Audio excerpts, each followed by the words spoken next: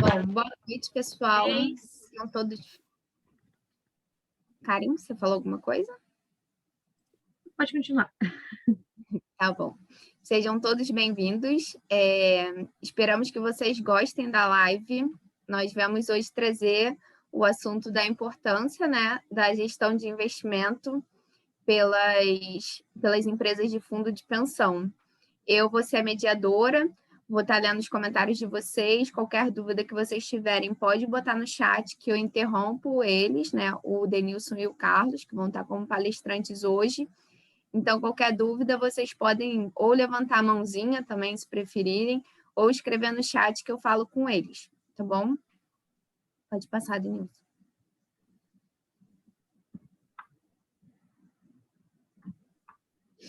Bom, aqui falando um pouquinho da nossa empresa, né? Ela foi fundada em 1983 na Inglaterra.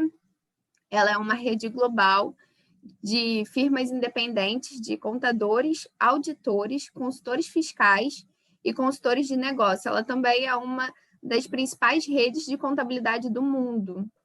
A Russell, ela oferece na verdade, ela tem experiência financeira em 4 grandes áreas, que são consultoria financeira, auditoria, contabilidade e tributação internacional. Denilson, pode passar. Aqui, dando mais uma palhinha, né, da nossa empresa. A Russell está no Brasil há 10 anos, com uma vasta experiência em empresas dos setores públicos e privados. Esse ano, nós conseguimos ganhar o selo de GPTW e nós também possuímos mais de 1.000 clientes. Nós temos diversos serviços, nós não prestamos somente serviços de auditoria, que muitos clientes conhecem a gente pelo serviço de auditoria, mas também a gente presta serviço de consultoria, perícia, compliance, assessoria e tecnologia da informação. A gente agradece por todos que estão presentes, para quem ainda vai entrar também, e a gente espera que vocês gostem da live. Aproveitem. Agora eu deixo a palavra com Denilson Rodrigues e Carlos Amorim.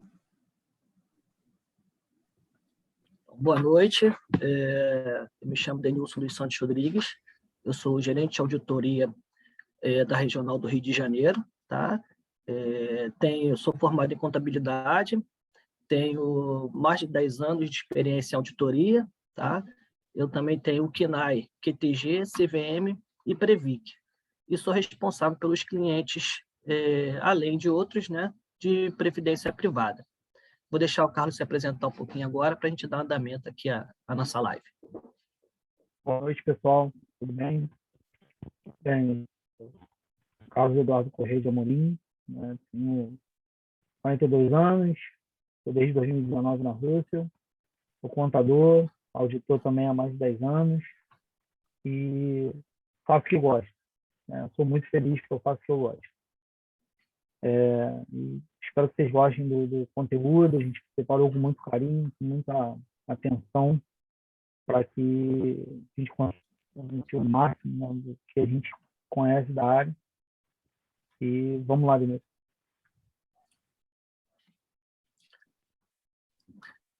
Então, pessoal, vamos começar aqui trazendo para vocês o que é uma entidade de previdência complementar, tá? Então, a Previdência Complementar Fechada integra o sistema de previdência social brasileiro.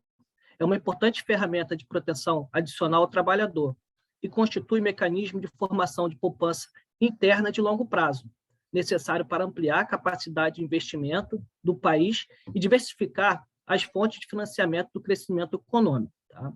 As entidades fechadas de previdência complementar ou fundo de pensão são organizadas por empresas e associação com o objetivo de garantir a seus empregados ou associados uma complementação à aposentadoria oferecida pelo regime geral de previdência social. São mantidas por contribuições do empregador e do empregado.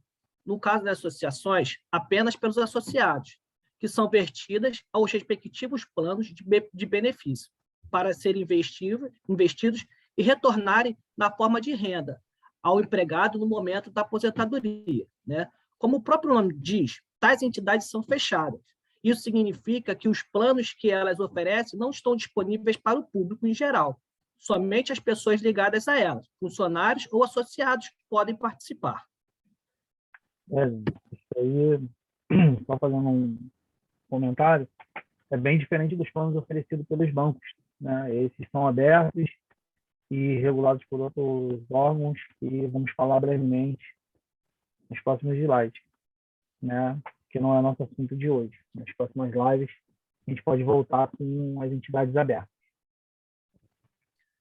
Então, vamos dar uma continuidade. Tá? Agora a gente vai falar da fiscalização, tá? Dos órgãos que fiscalizam as entidades. Tá? A fiscalização das instituições que operam e administram planos de previdência são realizadas pela PREVIC, Superintendência Nacional de Previdência Complementar. Isso para as entidades fechadas. E como o Carlos falou um pouquinho antes, né, a SUSEP é que faz das companhias, das entidades abertas, né, que é a Superintendência de Seguros Privados. Ok?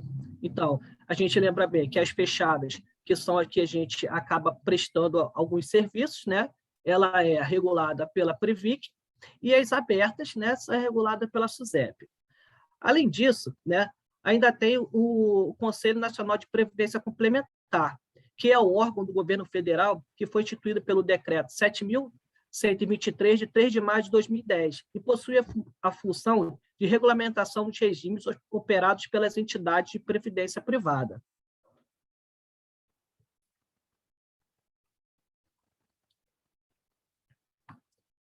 Aqui o foco da nossa live de hoje, né, é um assunto bem amplo. Fiquem todo mundo à vontade para poder participar também, tá? Aqui hoje a gente está trazendo só um pequeno resumo, tá, do que é a gestão de investimento das EPCs. Então, por definição, em linhas gerais, investimento significa aplicação de capital com a expectativa de um benefício futuro.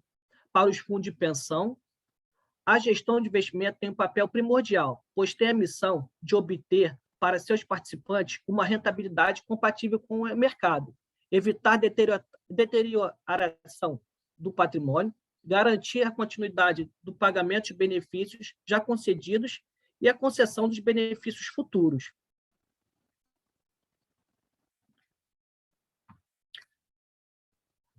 Nos fundos de pensão, né, diversos órgãos estão envolvidos na gestão, uma vez que existe a necessidade de adequação dos ativos com o passivo atorial, através das metas de rentabilidade proposta e formalização através de suas políticas. Você quer complementar alguma coisa, Carlos?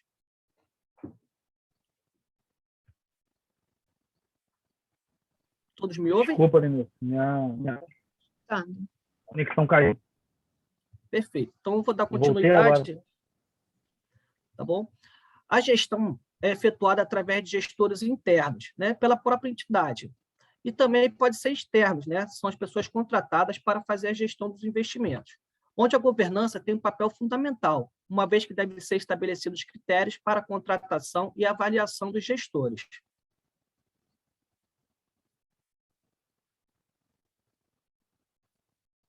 Então, são instrumentos de gestão do investimento pelas entidades de previdência complementar. O Comitê de Investimento, composto por profissionais da área de economia e o finanças, que tem como responsabilidade nortear a equipe de gestão. No comitê são tomadas decisões como, por exemplo, a aprovação ou veto de produtos, aprovação ou veto a gestores, ou ainda a definição das macroestratégias de investimento de acordo com a expectativa futura em relação ao cenário econômico. A política de investimento estabelece diretrizes e medidas a serem observadas por todas as pessoas, internas ou externas, à entidade, que participam do processo de análise, de assessoramento e decisório sobre as aplicações de recursos de plano, diretamente ou por intermédio das pessoas jurídicas contratadas. O estudo ALM. Esse é o mais importante, tá? As técnicas do estudo ALM é o casamento do ativo e o passivo. Tá? Destina-se a otimizar a alocação dos ativos nos fundos de pensão, considerando as características do passivo formado pelas contribuições dos participantes e da patrocinadora, ao plano de benefício a que o participante está vinculado ao longo da sua vida laboral, e ainda pelos benefícios esperados pelos participantes durante a condição de aposentados.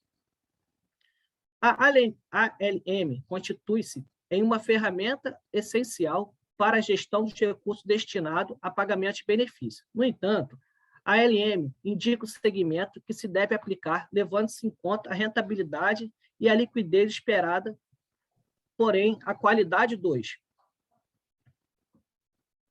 ativos e a relação de risco-retorno que acarretará o melhor resultado e assim honrar os compromissos de pagamento de benefícios de aposentadoria devem ser mensurados pelos seus administradores de recursos do fundo de pensão. Os gestores, né, propriamente ditos. O gestor de investimento é o profissional que tem como função principal fazer o gerenciamento do patrimônio de um fundo de investimento. O gestor de investimento também é conhecido como gestor de fundo, gestor de ativo, ou, no inglês, né, asset manager. A governança da entidade. O papel da governança corporativa é construir confiança entre gestão e investidores, para, assim, evitar que qualquer parte corra o risco de perder dinheiro. Perfeito, Denilson. Perfeito. Desculpa, gente. A minha internet tive um problema aqui, mas já normalizei.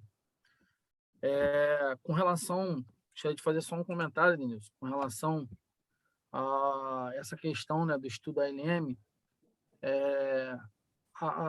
O foco principal de todo investimento, né, ele é o lucro, né, ele é a rentabilidade, sem dúvida nenhuma. E é importante, né, observar que os superávites, né, nos fundos de pensão, né, nas entidades de previdência complementar, existe uma lei complementar, né, número 109, de 2001, que determina, em seu artigo 20, que o superávit deve ser aplicado em uma reserva de contingência, possibilitando o cumprimento de obrigações futuras, né? Não tem caráter de disponibilidade o superávit da entidade. Só queria fazer essa observação. E é importante, né, que a reversão desse superávit dos fundos de pensão, segundo a resolução CNPC 30/2019, traz alguns procedimentos necessários, né, para fazer essa apuração e verificar e autorizar, né, a reversão. Tá bom? Só queria fazer esse comentário dele. Vamos continuar. Perfeito. Né? Obrigado. Lembrando a diferença, né, entre uma entidade, né, de previdência privada e uma outra companhia, né, ela não visa o lucro, ok? E ela tendo o superávit, esse superávit também não é distribuído entre os associados, tá? Deve-se se fazer, né, tendo um superávit de 3 anos, fazer um estudo, né, para ver, então, se as contribuições estão muito elevadas, tá? E também, havendo o déficit, pode ter contribuições adicionais, né? Pode ter o equacionamento do plano, tá? Isso é tudo estudado com a Previc, tá? A Previc que determina como vai ser feito esse equacionamento, tanto do superávit quanto do déficit, tá? Então, vamos dar mais uma passadinha aqui. Então, Denilson, deixa eu só complementar. Esse artigo 20, né, ele determina que o resultado superavitário, né, ao final do exercício, ele só é destinado à constituição de reserva, né, ele só pode ser destinado à reserva de contingência até 25% das reservas matemáticas, né, e os valores excedentes, após a constituição dessas contingências, são aplicados na chamada reserva especial, né, destinada à revisão do plano de benefício previdenciário, né? Nesse parágrafo, né, é previsto que, se ela não for utilizada em 3 exercícios consecutivos, né, haverá uma revisão obrigatória, né, do plano de benefícios, como o Denilson frisou bem, né? Se o participante ele participa, né, do prejuízo, né, do plano, pode ocorrer, né, com as contribuições especiais, né? Inclusive, nós já vimos em alguns clientes nossos, né, principalmente no plano BD, né, de benefício definido, um plano bem antigo, geralmente são planos antigos, e se o participante ele está sujeito, né, a fazer esse aporte, havendo essa possibilidade de reversão, né, de reserva, havendo essa reserva especial, e durante 3 exercícios subsequentes, é determinado que seja feita uma revisão, né, dos planos, visando até mesmo a de redução das contribuições. Obrigado, Denis. É só acrescentar isso. Perfeito. O nosso próximo slide, né, vai falar sobre a principal resolução direcionada à gestão de investimentos. Vou deixar você dar uma complementada aí, Carlos, tá bom? Tá bom. Tá bom, vamos lá. A seguir, citamos a principal resolução direcionada aos investimentos dos fundos de pensão. A resolução CMN, Conselho Monetário Nacional, número 4661, de 25 de maio de 2018, que dispõe sobre as diretrizes de aplicação dos recursos garantidores dos planos administrados pelas entidades fechadas de previdência complementar. Dentro dos dispositivos, citamos como principal efeito os limites de investimento por segmento, buscando impedir que os fundos de pensão sofram com turbulência de economia e acrescento, né, da possibilidade até mesmo de falhas de gestão. Acrescentando um tópico, um assunto a esse tópico, em 2016, ocorreram vários problemas, né, com os fundos de pensão, principalmente no segmento de investimento direto imobiliário, né, onde os fundos de pensão, principalmente ligados a empresas públicas, eles sofreram, inclusive, né, uma ação da Polícia Federal, Ministério Público. Posso citar alguns que são públicos, né, Petros, Funcef, o Postales, né, esse muito famoso, todo mundo ficou sabendo, quase quebrou literalmente o plano por conta de investimentos em carteira direta, né, de imóveis, e a Previc, né, juntamente com o Conselho Monetário Nacional, agiu, né, no sentido de restringir, e não se aplica somente a essa questão dos segmentos, né? Ela traz uma série de diretrizes relacionadas a como deve ser feita essa gestão, né? Por exemplo, que ela seja feita por um gestor, né? As entidades elas foram obrigadas a criarem, né, áreas de gestão de investimentos com comitês, né, dependendo do caso, que tivesse profissionais qualificados dentro dessas instituições para que pudessem fazer esse trabalho de gestão e de acompanhamento dos gestores externos. Porque é muito importante, você pode não fazer uma gestão direta, mas você precisa ter pessoas qualificadas para avaliar, né, para gerar os estudos, as avaliações, se aquele gestor está atingindo as metas, né, que foram propostas dos ativos que ele gere. Carlos, rapidinho, tem um comentário aqui da Vanessa no chat, né, que ela fala assim: nesse cenário incerto que estamos vivendo de baixo crescimento e desempenho econômico, é um desafio grande para os gestores de fundos de pensão para alcançar rentabilidade. Só isso. Perfeito, exatamente. Nossos clientes tiveram, sim, alguns problemas, né, sobre alguns investimentos realizados, né, principalmente nesse momento da pandemia, né? Só que, assim, sofreram mais quem tinha investimentos lá fora. Tá? Aqui, os investimentos em CDB, em alguns tipos de renda variável, né, eles não tiveram muito problema, mas tiveram que ser acompanhados, né, pelo comitê, pelos gestores do investimento, né, para que não acabasse tendo um problema futuro. Ok, Carlos? Manda abraço aí. Complementando, né, boa parte dos investimentos das entidades, né, eles são feitos em renda fixa, principalmente nas famosas NTNs, né, Notas de Tesouro Nacional, e isso garante uma rentabilidade, né, por conta do tempo, né, que eles têm para resgate desses títulos.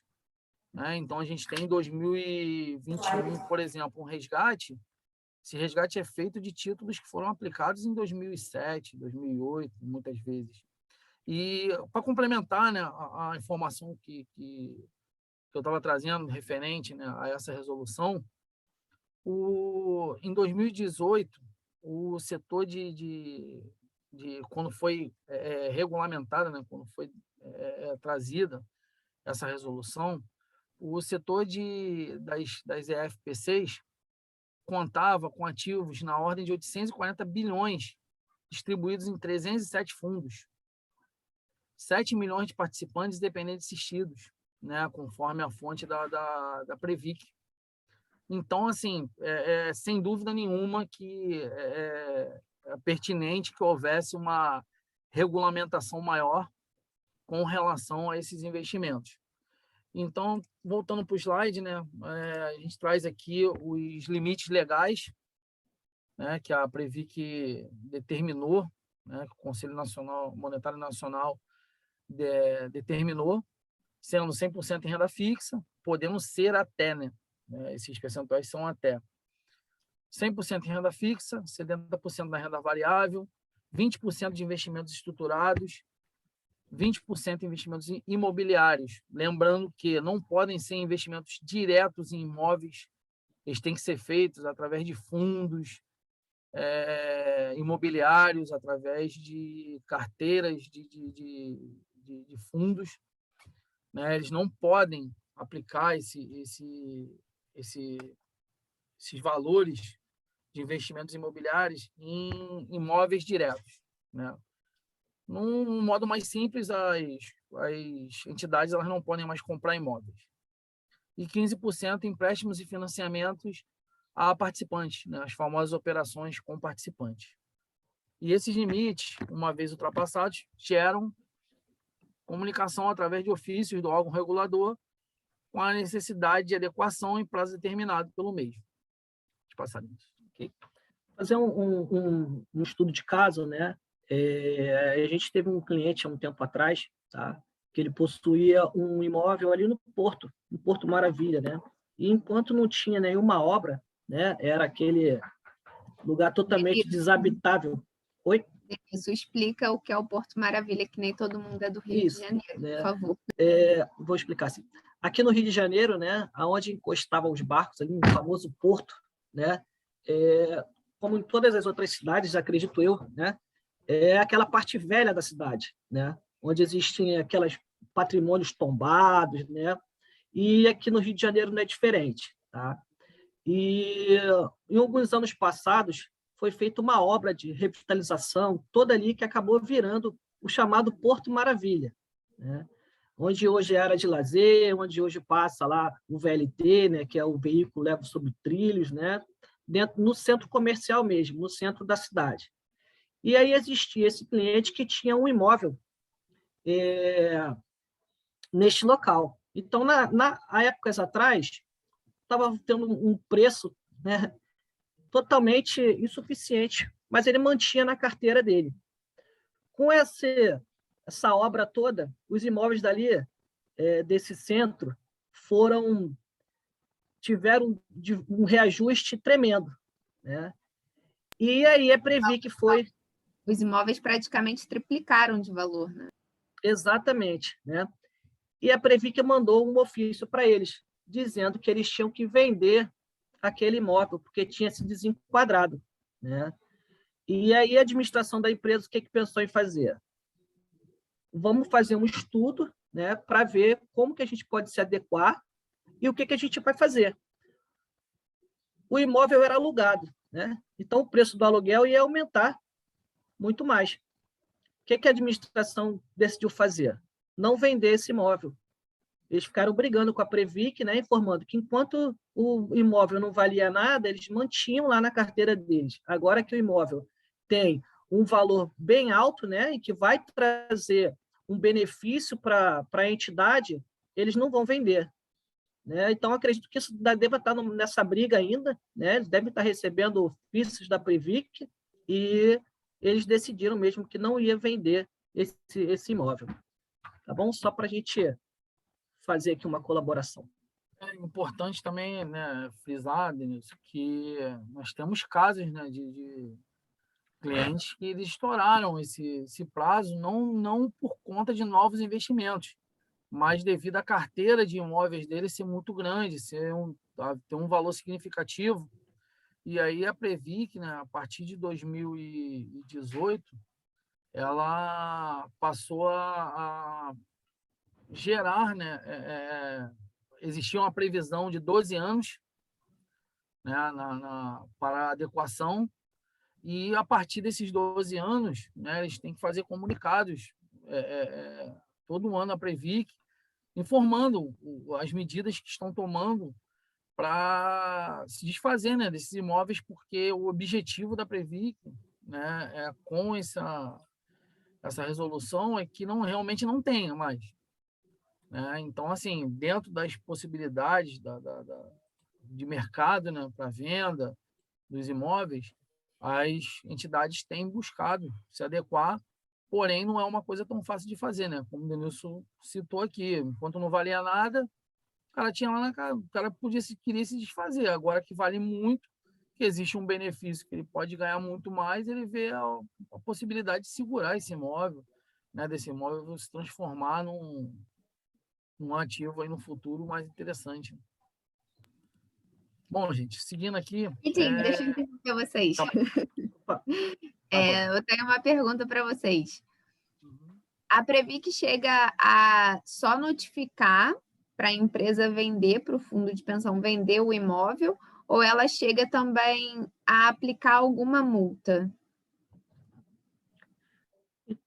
Então, eu nunca vi chegar até a multa, tá? A gente acompanha os ofícios, né, recebidos pela entidade, né, para ver que impacto vai ter, principalmente nos nossos trabalhos de demonstração contábil, de consultoria que a gente acaba fazendo. Então, a gente acompanha os ofícios, né? Geralmente, as entidades tentam se enquadrar, né, num prazo determinado. Lógico, isso não acontece, você tem que acabar com esse imóvel amanhã. Eles dão um prazo, né? E a entidade vai, através de ofícios também, né, respondendo a eles como está sendo o andamento, né, um plano de ação, algumas coisas que possa ser feito. Né? Eu nunca, nas empresas que foram clientes minhas, eu nunca consegui ver que eles pagassem alguma multa por esse desenquadramento. Tá? Sempre tentaram se adequar e aí conversar com a Previc. No caso desse cliente que eu levantei o caso, né, eu, depois que eu saí de lá, não vi, até o momento que eu estava lá, eu não vi nada, né? Não sei como é que está agora, mas pode ser que tenha tido um prazo de 12 anos também para poder se desfazer, né? Já que a resolução deu uma modificada, acredito que possa estar se adequando a isso, tá bom? E também tem o lance agora, né, da situação atual, que não está sendo fácil vender nenhum imóvel, em qualquer lugar está sendo difícil, que está todo mundo passando por uma pandemia, está todo mundo quebrando, então acho que o prazo deles também podem ter aumentado, né, por isso. Exatamente. Existe, Paula, os procedimentos, né, as entidades, elas geram processos, né, dentro da Previc, informando, né, plano de ação, existem né, alguns procedimentos que eles são obrigados a apresentar, né, anualmente, demonstrando que eles estão buscando maneiras de tentar se desfazer do imóvel, né, de adequar a carteira, na verdade. Mas eu e o Denilson, a gente conversa muito, né, sobre nos trabalhos, sobre as entidades e tudo mais, e o Denilson ele fala muito isso, que na verdade, você não pode chegar para o cara e dizer, você vai vender, acabou, e vende por qualquer preço e se desfaz. a gente sabe que não é assim, né? Existe ali um valor de mercado, né? Existem os laudos, né? Que agora passaram a ser anuais dos imóveis, né? Agora é obrigatório, a partir do 2021 é obrigado as entidades a fazerem laudo de reavaliação dos imóveis todo ano, né? Lembrando que eles só podem registrar as perdas. For ganho não pode registrar. Então, Não, assim, exatamente, né? Só que só dando um pitaco aqui nessa parte do levantamento, né? Lá da avaliação dos investimentos, né? No caso do imóvel, ele não vai registrar realmente o ganho, né? Mas o relatório dos gestores de investimento, que vai também lá para a Previc, eles ali demonstram o que houve com aquele imóvel, né? E aí, em cima daquilo ali, que a Previc faz todo o trabalho, né? Toda a análise do enquadramento deles, tá bom? Obrigado. A Fernanda Inácio, né, de São Paulo, nossa colega, até colocou aqui, estudar LM fundamental, sem dúvida nenhuma. Isso aí é a base a Bíblia lá do investimento é o LM, né? Tem todo um cenário, né? Para quem já teve oportunidade de ver um estudo da LM, eles projetam cenários 1000 e até complementando, Fernando, nós temos aqui no Rio, né, a gente tem um cliente que a própria área, né, de compliance e risco deles, eles têm profissionais lá que fazem esses estudos, né, geram esses estudos de alocação não tão completos assim como um ALM feito por uma consultoria e tudo mais, mas assim é bem detalhado, onde eles geram vários cenários, eles projetam vários cenários para que eles possam decidir dentro dos bimestres se eles mantêm a carteira, né, ou fazem um desinvestimento de algum tipo de ativo e aplica em outro, e assim sucessivamente, né? Então, assim, sem dúvida nenhuma, o estudo nessa área de investimentos é primordial para que dê certo, para que a entidade ela não tenha perdas. Bom, gente, colocando, né, agora agora que nós falamos toda essa questão dos investimentos, né, na prática, uma gestão de investimento eficaz ela precisa né, ter uma política de investimento, né, em concordância com as metas atuariais. Isso aí é uma coisa que é primordial, né? Os estudos eles são baseados na rentabilidade, né, do laudo do atuário, né, onde ele diz lá que para que ele consiga pagar os benefícios futuros, ele precisa ter uma rentabilidade de X, onde determina até mesmo a política de juros da operação com participante, né, dos empréstimos a participante, anualmente. Esses juros são revistos por meio desse estudo do atuário externo, né, das consultorias, né, que fazem o estudo dos atuários. Então, assim, a política de investimento ela tem que estar em concordância, tem que estar em aderência, na verdade, no PP da Previc, né, Denise? A gente até avalia, Perfeito. verifica, né, se essa política ela teve aderência, né, se a gestão, né, do investimento aderiu à política, né? Porque não adianta só propor. Na verdade, aqui é uma coisa muito dinâmica. Você tem que propor e tem que acontecer. No fundo de pensão é assim, né? A área de investimentos, eles trabalham assim nessa dinâmica de que tem que acontecer, tem que acontecer. Então, eles buscam muito, visam a rentabilidade sempre. Realizar os estudos ALM, né, para conhecimento do cenário econômico atual e futuro, né, como eu falei, se as taxas de retorno estão aderentes às metas estabelecidas, e definição de novas estratégias de alocação, né? Eu te falei que muitas vezes tem clientes nossos, tem um cliente nosso específico e ele faz isso muito bem. Eles têm relatórios que demonstram que existe um acompanhamento muito rigoroso, né, da aderência da política deles, que é revista anualmente, com o cenário, né, atual e futuro. Monitorar os gestores com relação às metas estabelecidas no quadro de gestão, evitando perdas futuras. Isso aqui também foi uma determinação da resolução, né, 4661, ela traz lá no artigo dela é essa questão de monitorar, né, os gestores, né, e acompanhar para verificar se se as metas estabelecidas no contrato de gestão estão sendo seguidas. E, inclusive, eu já vi casos de mudança de gestor, né? A gente já teve, assim, dentro dos nossos trabalhos, eu já vi casos de mudança de gestor por não ter alcançado essa meta. E respeitar os limites de alocação, isso aqui é fundamental, né, da resolução, evitando sanções da Previc, e garantir o retorno mínimo esperado dos ativos investidos, né, dentro daquele primeiro ponto, né? A meta atuarial está totalmente ligada a isso, né? Tudo que acontece é visando o passivo atuarial, a provisão matemática. E duas curiosidades, né? Para quem ainda não conhece uma entidade dessa, tá? O investimento dele é praticamente 95% do ativo. Tá? Então, ele tem praticamente todo o ativo dele alocado na parte de investimentos, né? Que é realmente o que a entidade necessita, né, para fazer frente às obrigações com os participantes, né? E outra coisa, né, nenhuma desses estudos eles podem ser feitos sem anuência da Previc. Tá? Eu vou mudar uma tábua, vou mudar uma taxa de retorno, eu vou mudar o tipo do meu estudo. Primeiro é informado a Previc, tá? Que vai ser feita essa modificação, né, pela mudança do cenário que possa acontecer. Ok? Perfeito.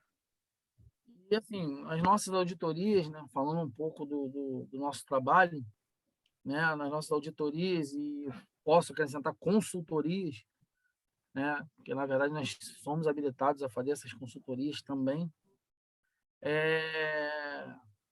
Falando das demonstrações contábeis, no tocante à área de investimentos, nós realizamos vários procedimentos para verificar e corroborar com o controle e a sua gestão, validando os fundos de investimento e o correto cumprimento de limites legais, conforme a resolução 4661.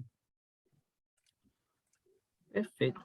E lembrando que as auditorias, né, elas estão previstas em lei, tá? Para as entidades de pensão. Ok? Isso, Denilson, você até já complementou uma vez para mim, que a legislação ela obriga as entidades fechadas de previdência privada a contratarem anualmente serviço de auditor independente para que possam atestar com exatidão as demonstrações contábeis. Por meio dessa análise desses documentos que se poderá verificar a real situação patrimonial da instituição. E, assim, é muito importante o nosso trabalho, né? Porque, como o Denilson falou, 95% do ativo de uma entidade dessa é a parte de investimentos, né? A parte que a gente dá um cuidado muito grande nas análises, né? Temos um passo a passo de procedimentos a fazer, né? Para que esses ativos possam ser validados da maneira correta. E, mais importante de tudo, inclusive como outras empresas, né?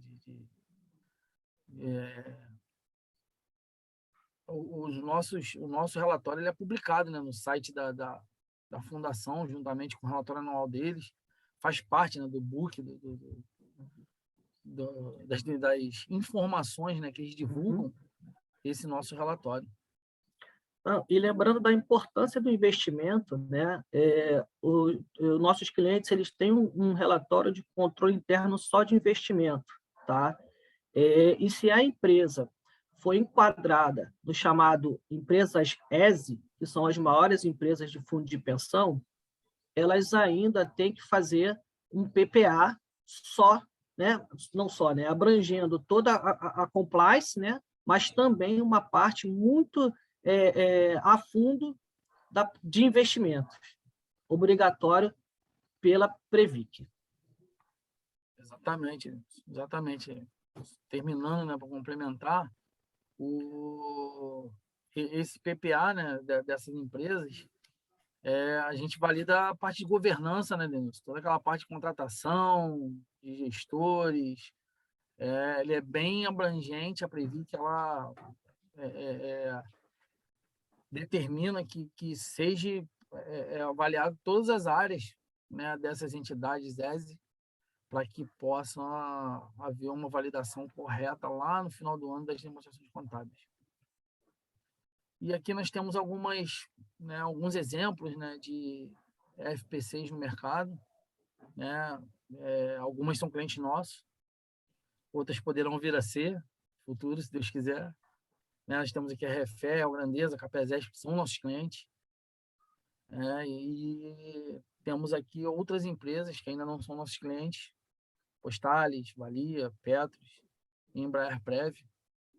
São fundos bem grandes aí de notoriedade no cenário nacional.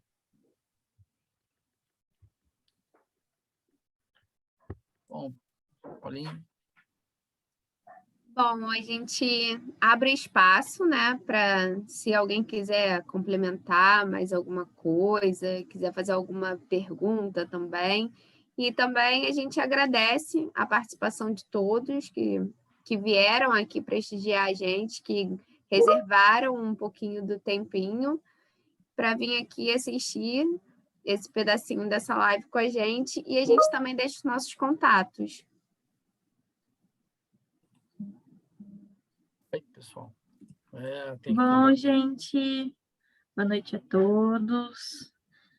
Vocês querem abrir alguma área para as perguntas? Ver se tem alguma pergunta no chat?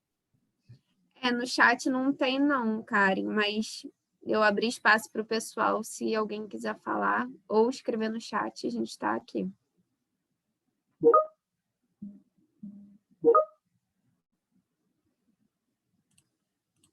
Bem, pessoal, muito obrigado. Eu agradeço a todos, agradeço ao Denilson, a Paula, ao pessoal do Comitê de Educação pela oportunidade. Foi muito legal. Gostei muito de estar aqui. Muito obrigada a todos. Muito obrigado. Lembrar que essa gravação vai ser postada no YouTube da Russell e também nas redes sociais, se vocês quiserem ir lá e compartilhar.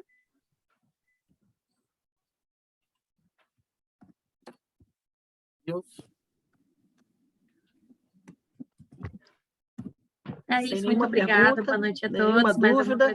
Mais Obrigado a todos. Uma boa noite. Boa noite, pessoal. Muito obrigado.